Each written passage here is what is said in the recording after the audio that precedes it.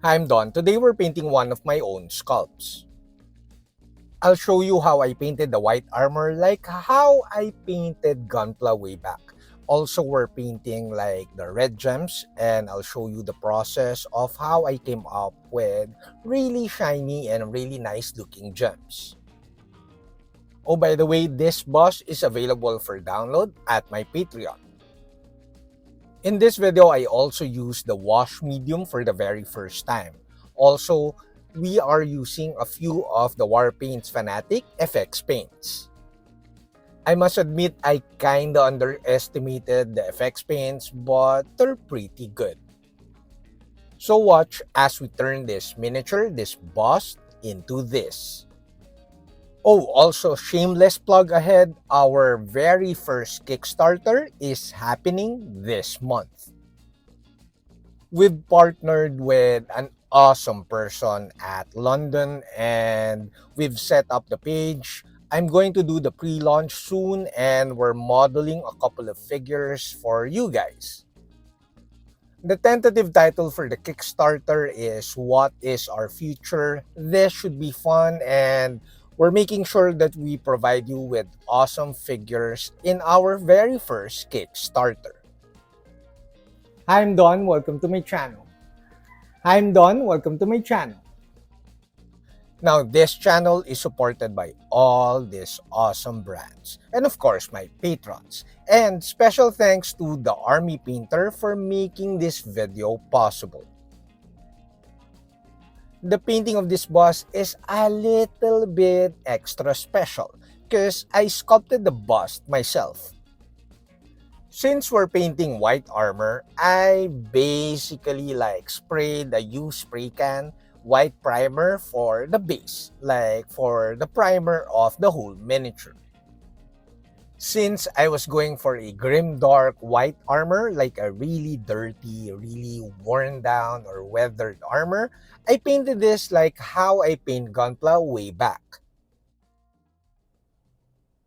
So the painting of the white armor is layering and layering, like multiple layers of washes and paints to build up the grime and the weathering.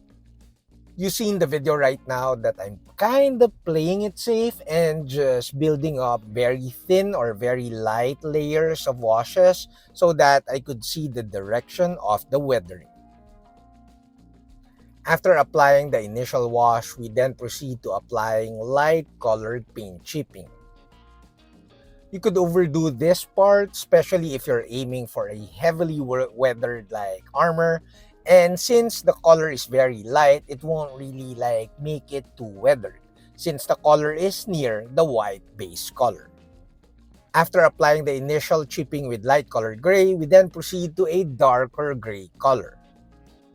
This color can be darker, but be careful not to overdo this step because it's difficult to tone this down.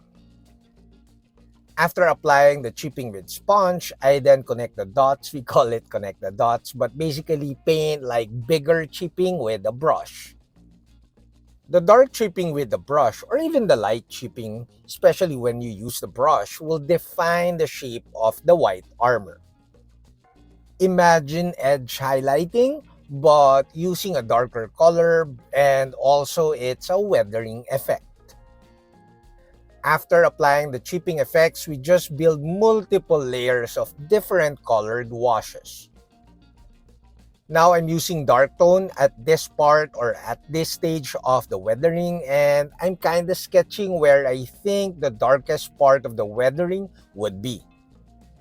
You may use different colored washes, especially if you're aiming for a very stylistic or miniature painting style weathering. So you could use dark blue tone or even blue tone wash and a bit of strong like skin tone wash and even sepia wash. By mixing all these colors, you create more color depth and interest to your weathering.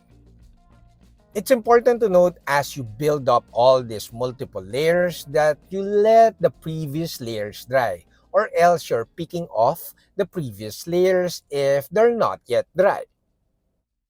Unlike painting or weathering gunpla though, The trickiest part of weathering and painting this white armor is that I was thinking of my light source. With Gunpla, I'm just thinking of the effects and the color gradations and the buildup of the weathering. With this one, I had to make sure that I have an obvious light source. Now we skip or set aside the painting of the white armor and proceed to painting of the red gems. I proceeded to painting the red gems simply because I want to see the amount of blue tones that I want to add to the white armor later. The red gems will kinda tell me how much color contrast, I would need to add to the white armor so that the red gems and of course the white armor will pop really well. The painting of the red gem is a matter of making sure that you have your main light source. Obviously, the main light source of the painting of the red gem here is on the top left side of the model. By defining the main light source of the gem, you could simply just add sparkles at the middle and of course ambient reflection at the bottom areas of the gem. Also, you could see in the video, I'm adding a bit of purples just to add a bit more color depth to the painting because the gem is so big. But if you're painting a smaller gem, you could skip this step. The purple tones not only give more color depth to the painting of the gem, but it also gives more interest and it kind of gives more depth, like a sense of depth to the gem. I also use a few passes of pure red fat glazes to blend everything together except the sparkles and the main highlight. Make sure to thin your paints even though Warpaints Fanatic has very good coverage. Thin your paint so that you produce the best finish. After painting the gems, I then proceeded to applying gloss varnish. The gloss varnish will give a different feel to the washes that I applied eventually on the miniature. You see, paint, especially washes, reacts differently on a glossy finish. One, the washes will kind of act more like a wash and it tends to flow towards the recesses and details of the miniature. And it's easier to clean, especially if you're using oils. Unlike when painting washes over a matte finish, the washes will tend to stain the surface of the miniature too much, and it's difficult to blend the edges because it dries too fast as the matte finish kind of absorbs the washes very fast.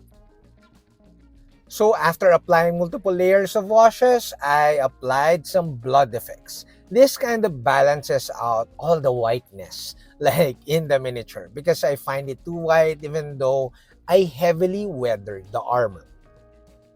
So I knew that the painting of the skin is blue although I did not show it in this video. And since I know that it's blue or turquoise, this red splatter, this red blood splatter will kind of give a nice interest against the blue skin.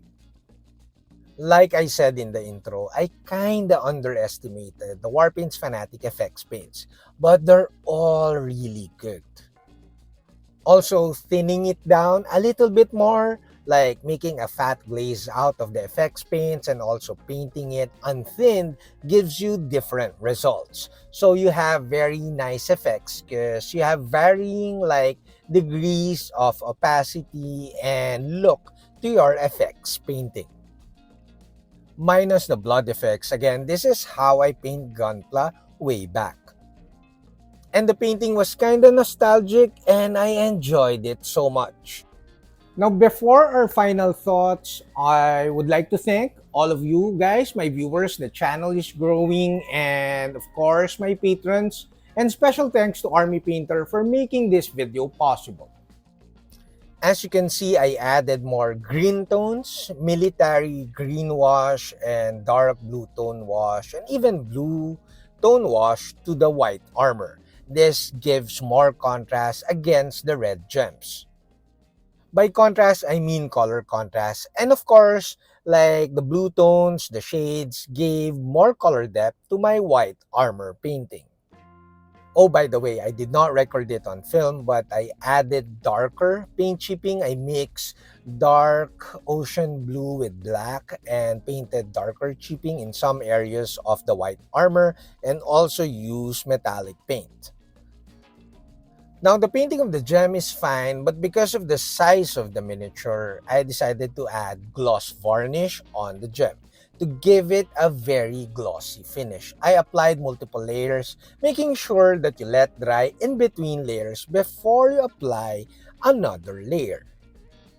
So the final chipping effects with metallic paint, I think I used gunmetal, but I'm not sure, or plate armor. And then of course the gloss varnish really finished up the armor. Oh, by the way, do tell me in the comment section below if you want to see the painting of the blue skin or even the leather parts. I do have PDF guides at my Patreon already of the painting of the white armor, the painting of the gem, and of course, the painting of the blue skin. So painting white armor, if it's not this weathered, is kind of tricky, especially for a bust, because those are huge chunks of white. That's why I decided to apply heavy weathering on this painting so that I create more interest. I'm pretty happy with even the color scheme of the painting here. As you can see, the leather kind of broke down the cool tones of the blue skin and the cool shades in the armor. Also, there's multiple chipping effects and washes, and the gem kind of like balanced out my color scheme. That's it, Pansit. I hope you like this video. Do like, subscribe, and all that stuff because it helps the channel a lot. And until my next video, guys. Bye! If you like this video, you might like these other videos.